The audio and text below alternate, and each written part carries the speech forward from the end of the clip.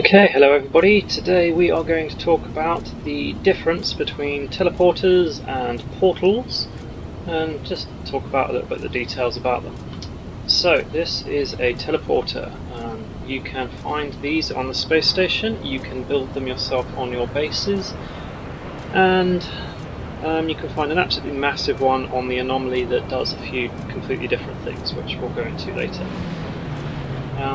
So the teleporters will take you to any location that you have previously been. Right? If you've got the filter on all here, you'll see that there's a variety of things in my list here. So we've got planet-side bases, my current system. There's also these are other people's bases in my current system by the looks of it. The space station there. Bases on other planets, a couple of different space stations elsewhere, but you can filter them. So those are 3 space stations. I've quite recently cleared my list of all my teleporter locations, otherwise there'd be a lot more of them. My bases, other people's bases, and back to all. So that takes you anywhere in any galaxy that you've already been. Now the only thing to bear in mind is that when you go to a different galaxy, the space stations that you have visited will be wiped for the new galaxy. Right, so if you've gone to Essentam, then your Euclid space stations won't show up there, but your Euclid bases will. So basically you can travel back and forth between different galaxies as long as you've got a base in each of those galaxies. Okay, so it's quite easy really. Now when you go back to Euclid and then you save and reload, then the Euclid space stations should be back, but don't quote me on that. People seem to have different experiences there. But the important thing is your bases anyway. Space stations don't matter too much. I'm sure if you find a place that you want to keep going back to, just pop down a base computer, it's easy enough. So when you teleport to one of these base teleporters, you don't actually get teleported to the teleporter, which I know sounds a bit odd, but you don't need to have a teleporter in your base to teleport there. You will always get teleported to very close by to your base computer. So I'd get teleported about here, because that's my base computer right there. If my base computer was all the way over here, then all the way over here is where I would appear when I teleport to this base, not where my teleporter is back over there. Okay, now we're going to go about finding a portal, and then I'll talk you through what's different about the portal. So I'm going to stand next to my storage containers. I'm going to go over here where this allows me to see all the stuff in my storage containers, and I'm going to try and find the right kind of map that I bought from the cartographers on the space stations. I'm sure they're here somewhere. Ah, here we go. Okay, right, so that's secure site of interest, that's distress signal, habited outpost, ancient artifact site is the one we want. 10 will do. Now, I'm just going to stand over here out of the way, and I'm going to use one of those maps. So I'm going to use one of those maps, Craig. Plot route.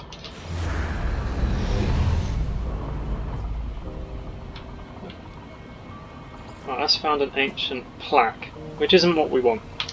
So let's use another one, hopefully it will come up with what we want. No, so I'm going to have to go somewhere else to use it again.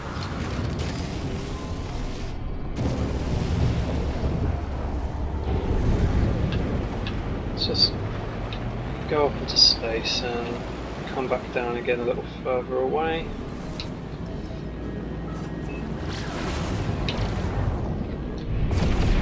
So this particular map will either find a plaque, a ruin, or a monolith, and we are after monoliths.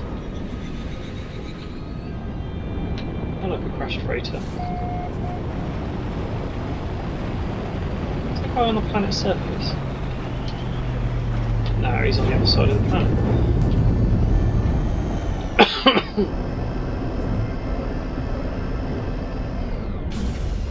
Okay, let's use it again.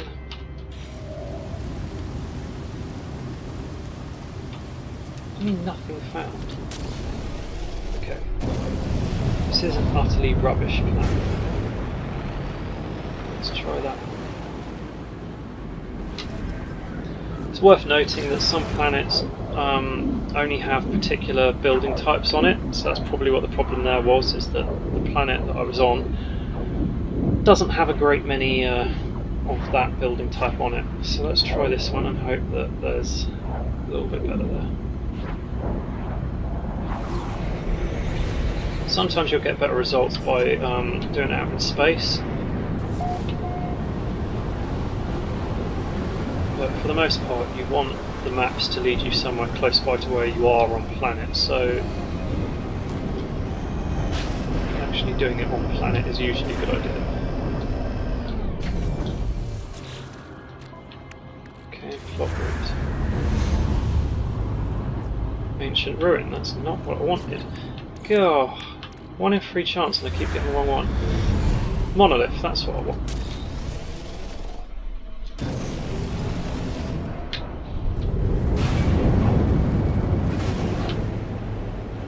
Right, I don't want it to take an hour, so I'm going to go higher up in the atmosphere. And I wish this pirate would leave me alone.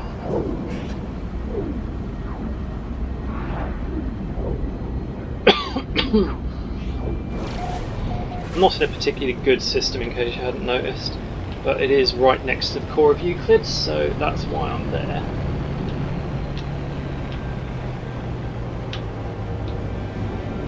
Yes, these 2 planets, which are the only 2 planets in this system, are a bit desolate. There's not a lot of buildings, not a lot of anything really.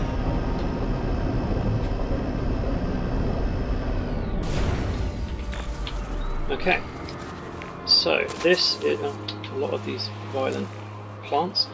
This is a monolith, and they have a few slightly different designs, but they all basically look like that, with whatever this design is on top of all of this. It will always have 3 of the knowledge stones. I've already learnt all the words, so they're useless to me, although these are quite handy for the weekend missions if you find one of these, because it's got all 3 of the knowledge stones right there that you need to activate the portal with.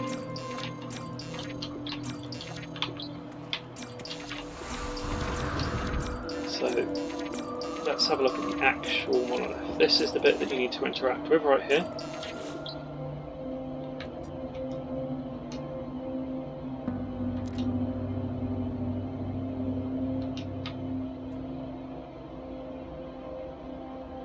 I should have read it. Need to know what it is I need to do. Okay, the ancient stone is warm, and deep inside I hear the hum of an arcane technology as it prepares to unleash itself. I look back to the glyphs to try to guess why this might be happening. They speak to me in an alien tongue. Okay, let's wait. An entire language floods every part of my mind. I retain what I can, the rest fades almost instantly. So that would have given me a word or 2 of the Korvax language. Oh, but it has given me some Atlas word. Hey! Yeah, most people don't realise that the Atlas has a language you need to learn as well. You can learn it bit by bit from the monoliths and the plaques, and also from some space encounters, and also from going on to the Atlas stations. They give you quite a lot of words for free. These little glowing balls, curiosity beads they're called, are on the floor. Okay, so we've done our monolith bit, but we're looking for a portal. So we have to interact with it again, a second time, and it will ask for, in this case, a Korvax casing, because I'm on a Korvax planet. Okay, energy surge detected, portal ley line located. So somewhere we'll have put the portal on. Is that it? That is it. So where's my ship gone?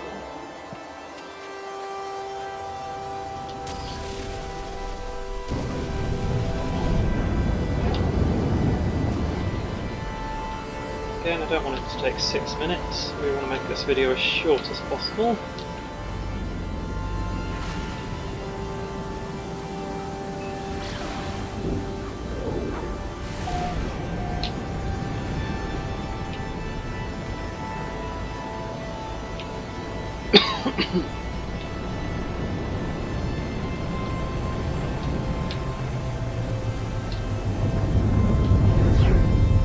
Okay, this is a portal. It looks just like the Stargate from Stargate SG-1, Stargate Atlantis, Stargate Universe. If you haven't watched those things, please do.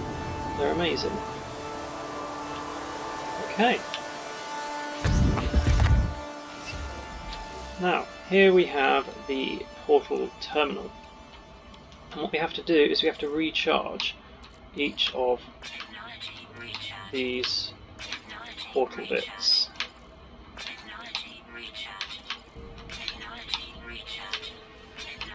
So I'll talk you through what a portal does while I'm recharging. So a portal can take you anywhere in your current galaxy. Okay, if you're looking for a multi-tool or a ship that you've seen online, and you've got these glyphs that are supposed to show you where that multi-tool or ship is, this is what you use to get there. But it needs to be in the same galaxy as you. Now fortunately almost all of the multi-tools and ships that are put online are in Euclid, your starting galaxy, so you should be alright. The Starbirth path for the Starbirth mission, for the bio ship, you need to be in Euclid to finish. You can start it anywhere else, but you need to be in Euclid to finish it, as you will go through a portal like this. Okay, so we activate portal. You can also request this planet's address. Let's do that just for a laugh. Alright, that's it right there at the top. But you can also see that now in photo mode. So if I go into photo mode, alright, you'll notice it's in the bottom left hand side of the screen. And you don't need to come to the portal first to get it for that to happen. Like at any point that you go into photo mode, it will be on the bottom left of the screen there. Okay, so now that we've fixed it, we can activate the portal and input the glyph sequence that we have found online or that a friend has shared with us. That's where their discovery or base or whatever is. I'm just going to put the first one in a bunch of times. Right, now that exact address doesn't quite exist, so it's going to edit it ever so slightly to a nearby address. Because basically the glyphs I just put in, the 12 glyphs I just put in, they actually relate to 16-digit number, and that 16-digit number is about the coordinates in space. So if you imagine it's X, Y and Z axes basically.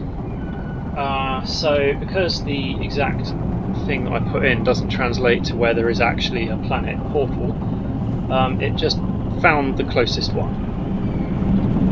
If I go through it, it's going to take me to whatever that place is. Let's have a look.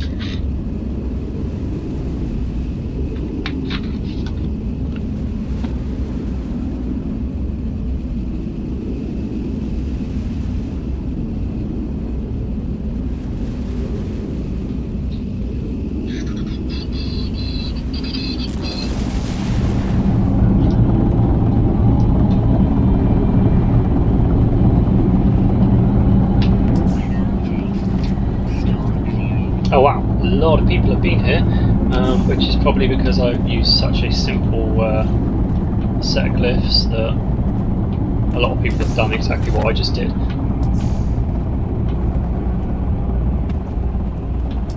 Sometimes you get some interesting stuff written in these things, but a lot of the time it's just, yeah, I was here, I come from this particular place, blah blah blah.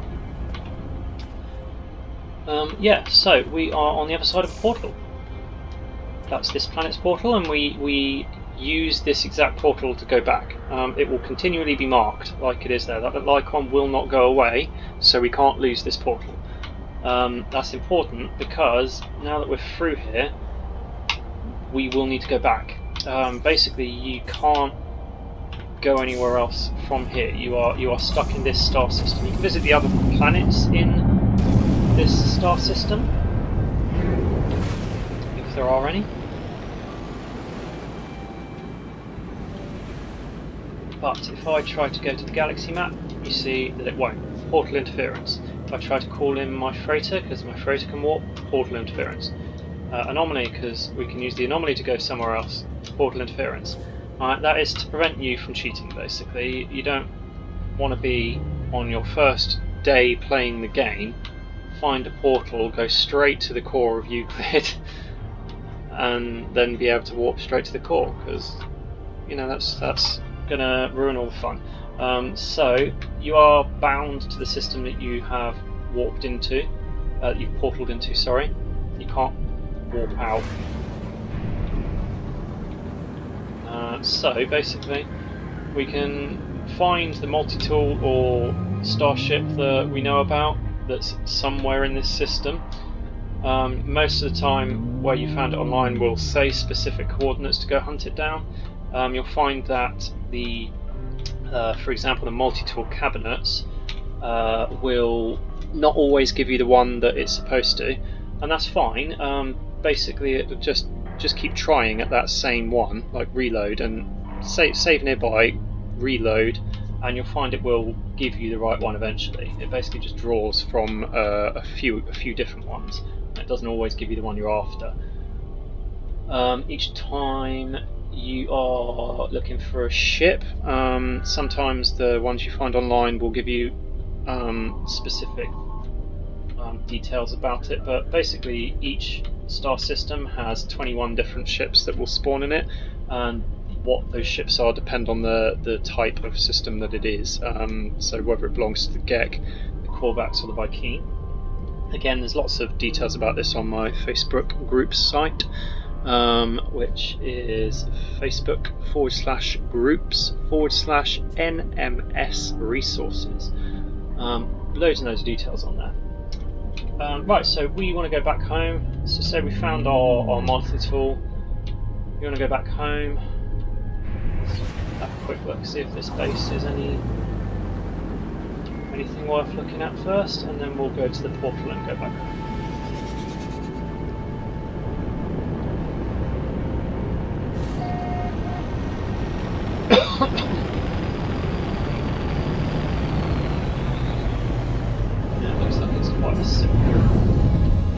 Quite a simple base on this exotic planet. Is that yep, that is. Exotic planets, by the way, as we're here, have these little trophy things on it. This particular one has this particular type, but there's 11 different exotic planet types that all have their own trophy that you can pick up, basically. So let's pick that one up. Let's say glitching separator, and it is now in my inventory, and that will allow me on my base to plot it back down. In fact, I might even be able to do, yeah, I can do it anywhere actually. Glitching separator. I can't do it right here because I'm next to somebody else's base, so I don't have permission to put it down, but I could put it down wherever I want really. But surely you want to put it in your base. So this was the portal, wasn't it? Yep. When you go through a portal, your ship will always be there waiting for you, so you don't have to worry about bringing that along with you. You can, by the way, you don't have to walk through this portal. It's quite interesting. You can go through it in all sorts of ways. Like you can fly your ship into it if you're quite brave, and it will work as long as you touch the blueness right here. See, I didn't even walk through it though. I walked alongside of it. You could be riding an animal through it. The animal won't go through with you, but it'll activate it anyway. You can use your exocraft to go through it, all sorts. So yeah, this is going to put me back on the planet I started on, in that miserable system where there isn't anything. And it usually does it a lot quicker, like you just surely noticed there, that was a lot quicker to get back than it was to go there.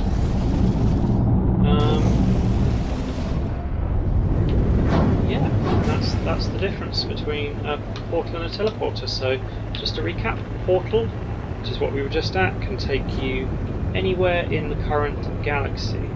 So the current galaxy right now being Euclid, the starting galaxy.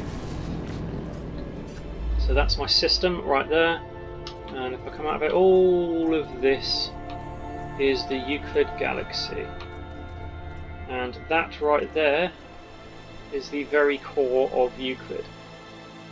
Okay, I'll get back to where I was. I'll come out of it.